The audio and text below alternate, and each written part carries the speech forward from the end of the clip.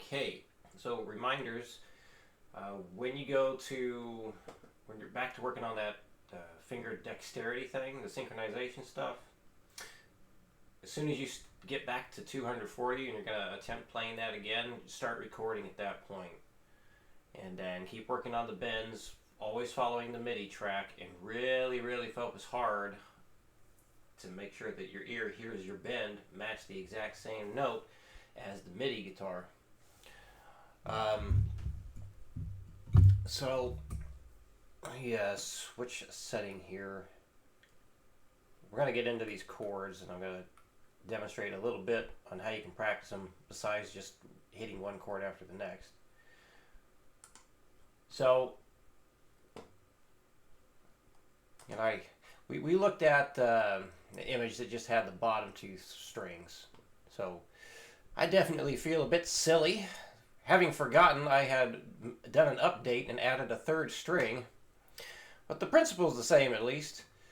So with the power chords and a lot of movable bar chord shapes, a lot of stuff is going to be based on those notes that are highlighted right now,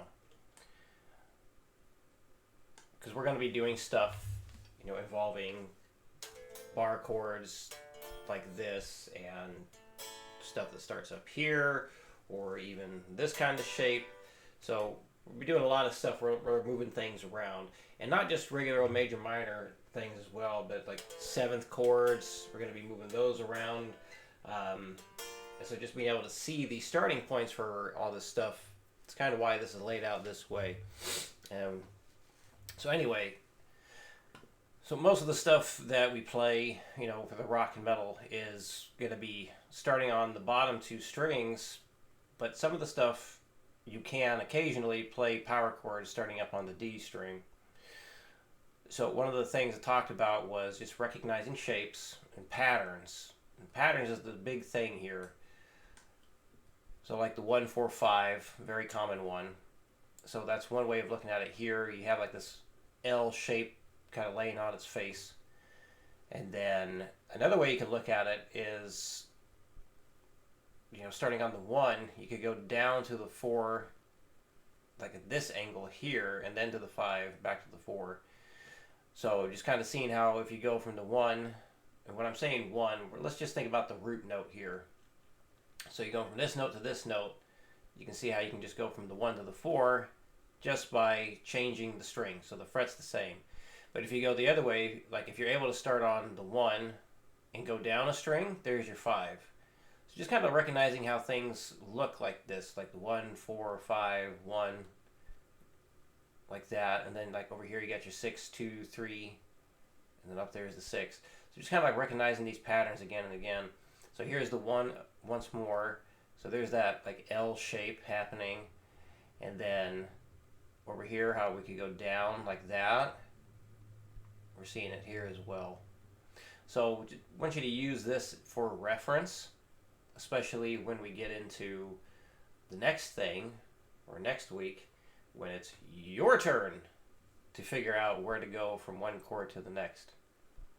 So let's get to the Guitar Pro. And one thing I mentioned yesterday is, hang on, there. So we have, let me go to this one. We got 3 variations on the same progression. So that's the first variation right there, shown in 3 different keys. So the key is C, key of G, key of F. The relative minors would be the key of A minor, E minor, and D minor. So in this variation of the 6-4-3-5 progression, we're always going down from the 6 to the 4 in a major third, also known as 2 whole steps apart. So we go down 2 whole steps, or down a major third. And then from the 4 to the 3, we go down a half step. And then from the 3 to 5, we go up a step and a half, also known as a minor third distance. And then from the 5 back to the 6, we go up a whole step. So that's always happening here. We go from the 6 to the 4, down 2 whole steps, down a half step, up a step and a half, up a whole step. And that's what we have for all 3 keys. Down 2 whole steps, down a half step, up a step and a half, up a whole step, and so on. So I got here just a rock drum track on YouTube, and it's at 120 beats per minute. So you can use this or whatever track that you want. I just put in or searched for rock drums. So instead of just playing, well, you can start just by doing one chord, letting it ring out the whole whole notes. Let me actually turn this up a bit. So again, you can let it ring out as it's written. 1, 2, 3, 4. 1, 2, 3, 4. 1, 2, 3, 4. 1, 2, 3, 4. 1, 2, 3, 4. 1, 2, 3, 4. 1, 2, 3, 4. 1, 2, 3, 4. Or strum it however you like.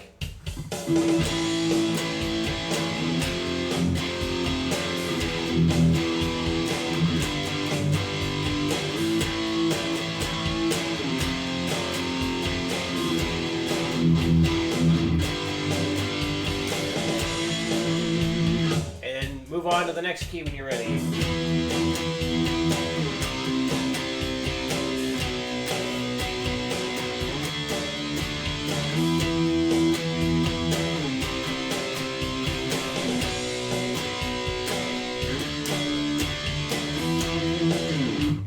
The next key when you're ready.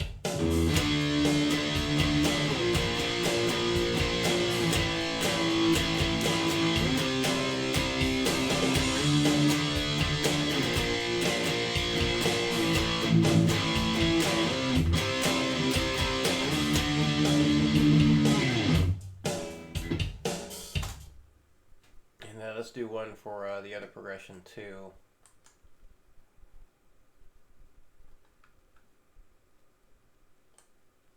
Basically go through each line until you feel comfortable with it before moving on to the next one. And the idea, or the goal here, is to get through each line just once. One is good. If you want to come back to it and do some more, that's totally fine. But at least once is the main goal for all the different lines, okay? And again, any pace that you want, whatever tempo you'd like is fine. And strum it however you like. You can even do some arpeggio stuff, so getting a little bit fancier with it here. I'm going to go back to the beginning of this track. 2, 3, 4.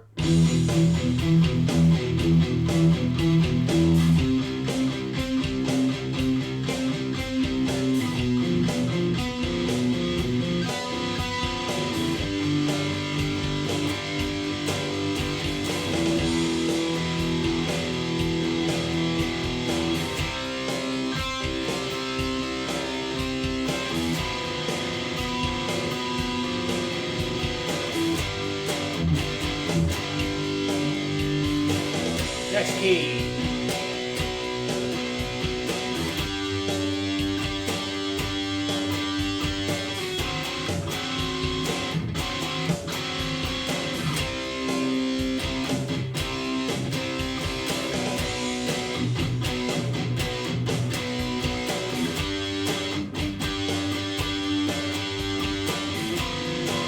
I played the wrong chord. No. Hang on, wait for the crash to in. 1, 2, 3, 4. 1, 2, 3.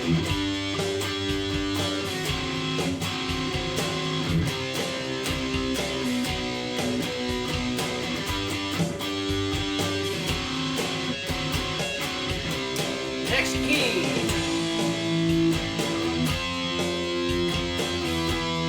Wrong chord.